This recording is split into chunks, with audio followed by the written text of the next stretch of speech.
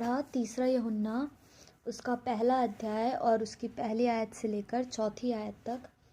यहाँ पर लिखा है, मुझ प्राचीन की ओर से प्रिय गयुस के नाम, जिससे मैं सच्चा प्रेम रखता हूँ। तो यहाँ पे गयुस जो है वो कोई एक इंसान है जिसको जो यूहन्ना है वो क्या लिख रहा है, ये लेटर लिख रहा है और कह रहा है कि जिससे मैं सच्चा प्रेम रखता हूँ। तो हम यूहन्ना का पूरी पत्रियाँ पढ़ते हुए आ ही रहे हैं और जो सुसमाचार है उसमें भी देखते हैं कि वो बार बार प्रेम के ऊपर बहुत ज़्यादा जोर डालता है। और जब भी वो अपनी पत्री की स्टार्टिंग कर रहा है ना, तो जिनके लिए भी लिख रहा है तो उनके लिए यही लिख रहा है कि जिनसे मैं क्या करता हूँ, सच्चा प्रेम रखता हूँ। तो जहाँ तक मैं यूहन्ना की ज़िंदगी से सीख रही हूँ ना, तो वो ये चीज़ कि उसने ना परमेश्वर प्रभु यीशु मसीह ने जो आज्ञाएं दी ना, तो प्रभु ने जैसी दी उसने वैसी की वैसी उन्हें अपनी ज़िंदगी में समझ लिया और उनके अनुसार ही वो चलने लगा। कि यीशु मसीह ने जो कहा कि सबसे बड़ी जो महान आज्ञा है, जब चेलों ने आकर के कहा कि हमें बता कि आज्ञाएं क्या है, क्या महान आज्ञा है, तो यीशु मसीह ने कहा कि तू अपने परमेश्वर से अपने सारे मन से, अपने सारे प्राण से, अपनी सारी बुद्धि और अपनी सारी शक्ति से क्या रख, प्रेम रख।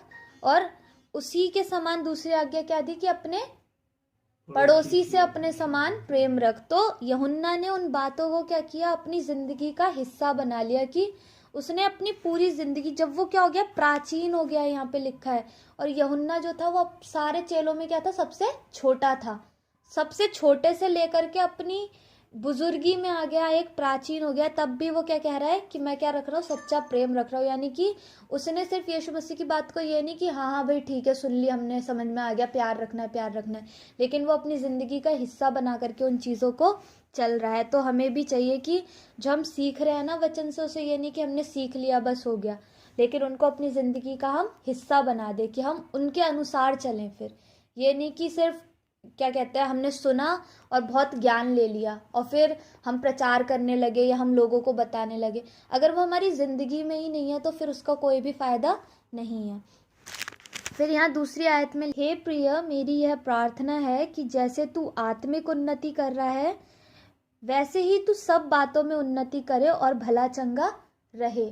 अब कई बार क्या होता है ना, जब इंसान खुद के एफर्ट्स से सोचता है ना कि मैं बहुत, मतलब मैं तो एकदम आत्मिक बन जाता हूँ, है ना, तो जब वो अपनी बुद्धि लगाने लगता है तो वो सोचता है कि खुदा बस यही चाहता है कि मैं आत्मिकता में ही बढ़ता रहूँ, आत्मिकता में ही बढ़ता रहूँ।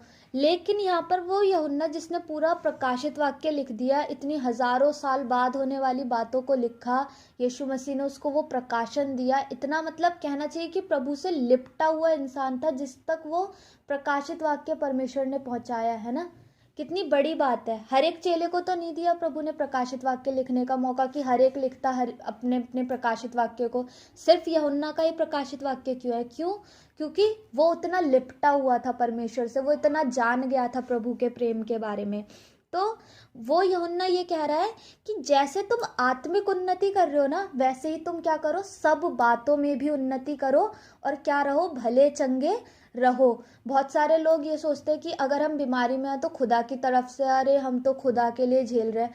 खुदा नहीं चाहता कि हम बीमार रहें, है ना। उसने कोड़े इसलिए नहीं खाए कि हम बीमार रहें या हम बीमारियों में रहें, उसने कोड़े इसलिए खाए, वचन बताता है कि मेरे कोड़े, उसके कोड़े खाने के द्वारा हम चंगे हुए हैं। तो अगर हम कहते हैं कि अरे खुदा ने मुझे बीमार करके रखा है, तो इसका मतलब यह है कि हम ये सोच रहे हैं कि खुदा ने वो कोड़े जो खाए यीशु मसीह ने हमारे लिए, वो क्या खाए, ऐसे ही खाए, बेगार में खा दिए, वो व्यर्थ ठहरा देते हैं हम यीशु के बलिदान को। तो हमें उस मेंटेलिटी से निकलना है कि यीशु मसीह सिर्फ यही नहीं चाहते कि हम आत्मिकता में बढ़ें। अगर हम आत्मिकता के साथ साथ हम हर एक चीज़ में नहीं बढ़ रहे हैं, अगर हमारा लोगों के साथ एक इंटरेक्शन अच्छा नहीं है ना, अगर हम अपने आसपास के साथ अच्छे नहीं हैं, हम अपने काम के प्रति अच्छे नहीं हैं, कि हम दुआ में इतने रह रहे हैं कि हम अपने काम की तरफ ध्यान नहीं दें, फिर तो वो चीज़ भी अच्छी नहीं है। हमें जो कुछ भी मिला है हम उसको क्या करें, पूरी ईमानदारी के साथ करें। जो भी काम हमें सौंपे गए हैं हम उन्हें ईमानदारी के साथ करें। और जैसे हम आत्मिकता में बढ़ते हैं वैसे ही हमें और चीज़ों में भी बढ़ना है, कि लोग जब हमें देखें तो वो कहने पाए कि हाँ, इनकी ज़िंदगी में कुछ अलग बात है। और वो अलग बात हमारा मसीह होना चाहिए, कि जब मसीह हमारे अंदर है तो हम अपनी हर एक चीज़ के प्रति क्या हैं, वफादार हैं। हर एक चीज़ में हम क्या हैं, परमेश्वर के जो आज्ञाओं के अनुसार हम चलने वाले हैं। तीसरी आयत में लिखा है, क्योंकि जब भाइयों ने आकर तेरे उस सत्य की गवाही दी जिस पर तू सचमुच चलता है, तो मैं बहुत ही आनंदित हुआ। और जब हम परमेश्वर के अनुग्रह के अनुसार चलते हैं ना, फिर हमें बोलने की ज़रूरत नहीं पड़ती है कि अरे हम तो बहुत खुदा में हैं, हम तो बहुत दुआ बंदगी करते हैं, अरे हम तो इतने घंटे तक दुआ में बैठते हैं, हम इतना ये करते हैं वो करते हैं। हमें कहने की ज़रूरत नहीं है। हमारी ज़िंदगी से लोग प्रभावित होंगे कि वो खुद हमारे विश्वास की गवाही देंगे और बनना चाहेंगे हमारे जैसा, है ना।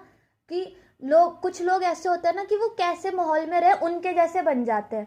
मतलब उनकी कोई आइडेंटिफिकेशन ही नहीं है कि वो क्या है, उनकी कोई पहचान ही नहीं है अपने में, कि जिसके साथ रहेंगे उसके जैसे बन जाएंगे। क्यों? आपकी एक अपनी पहचान होनी चाहिए, हमारी अपनी पहचान होनी चाहिए कि हम कौन है, लोग हमारे से प्रभावित हो, लोग हम जैसे बनना चाहे। हम क्यों किसी के जैसे बन जाए, हम वचन के अनुसार बने। हमारी अपनी पहचान होनी चाहिए और हमें उस पहचान की गवाही लोग खुद से देंगे, लेकिन हमें क्या करना है, मसीह से लिपटे रहना है, मसीह के प्रेम को समझना है। फिर तो मैं बहुत ही आनंदित हुआ। जब यूहन्ना यहाँ पर आनंदित हो रहा है, तो जब हमारा प्रभु लोगों को हमारे बारे में ये कहते सुनेगा कि हाँ मैंने ना उसकी ज़िंदगी से बहुत आशीष पाई, है ना। या जब मम्मी को लोग देखेंगे, मम्मी से कहेंगे अरे मैंने ना रेणुका मैम की ज़िंदगी से बहुत आशीष पाई, उनके साथ के पापा को तो बहुत सारे लोग बोलते हैं कि अरे डॉक्टर साहब आप तो हमारे लिए ऐसे भगवान बन के आ गए, ये कर दिया, है ना।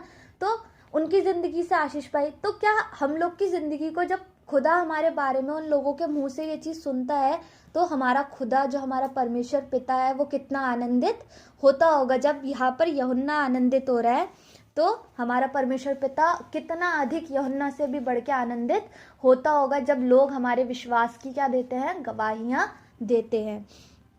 फिर चौथी आयत है, मुझे इससे बढ़कर और कोई आनंद नहीं कि मैं सुनूं कि मेरे बच्चे सत्य पर चलते हैं। हमारे परमेश्वर पिता को भी इससे बढ़कर और कोई आनंद नहीं मिलता है कि जब हम परमेश्वर की सत्य राह पर चलते हैं। वचन बताता है कि अगर मेरा दास सत्य से भटक जाए तो मेरा हृदय या मेरा मन उससे मतलब आनंदित नहीं होगा, मेरा मन उससे क्या होगा, दुखी होगा, है ना। तो अगर हम परमेश्वर की राह से भटकते हैं तो वो हम ये नहीं सोचे कि अरे हमारा ही नुकसान हो रहा है, हमारे पिता को भी क्या पड़ता है, फर्क पड़ता है। बहुत सारे लोग कहते हैं ना कि अरे तुम नहीं आ रहे हो, खुदा के पास तो हजारों लोग हैं। हाँ है, लेकिन उसे आपकी ज़िंदगी से फ़र्क पड़ता है, क्योंकि आप जो उसके लिए हो वो और कोई नहीं है।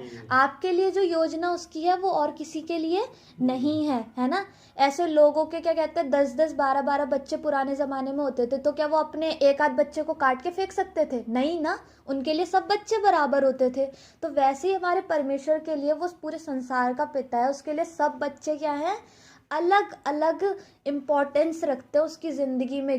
परमेश्वर ये प्रभु यीशु मसीह ने हर एक के लिए बलिदान दिया, हर एक के लिए अपना लहू बहाया। परमेश्वर ने अपने इकलौते बेटे को हर एक के लिए कुर्बान किया।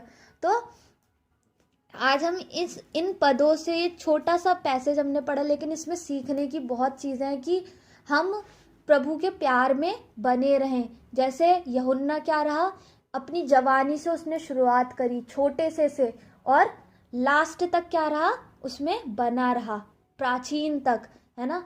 और अंत तक क्या रहा, वो परमेश्वर के वचन में बना रहा, परमेश्वर की बातों में जो उसने सीखी उनमें बना रहा है। दूसरे आयत में हम ये सीखते हैं कि ये नहीं है कि हम सिर्फ आत्मिक रीति से ही बढ़ते जाएं।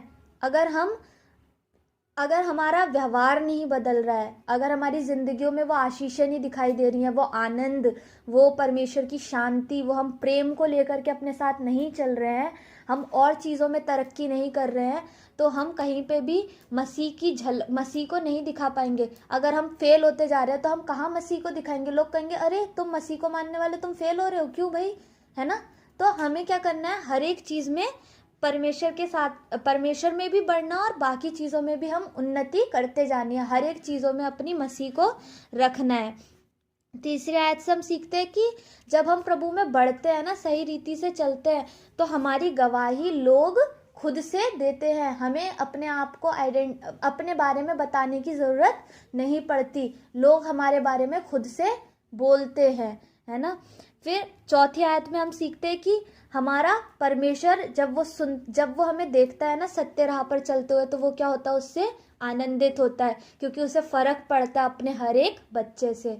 हम में से हर एक से उसे फ़र्क पड़ता है, हम कैसी चाल चलते हैं उन बातों से उसे फ़र्क पड़ता है। तो हम सभी परमेश्वर के वचन के अनुसार चलें, प्रभु के प्रेम को हम समझने पाएँ कि वो हमसे किस रीति से प्रेम करते हैं, ताकि हम परमेश्वर के प्रेम में दिन प्रतिदिन लिपटते चले जाए, परमेश्वर से लिपटते चले जाए और प्रभु को हमारी जिंदगियों से महिमा मिलने पाए। तो परमेश्वर हम सभी को इस वचन के जरिए आशीषित और अनुग्रहित करें और हमें ऐसा बना दे, प्रभु यीशु मसीह के नाम से, आमीन। सिखा दिया ऐ हमदम साथिया, जीना तू सिखा दिया ऐ हमदम साथिया।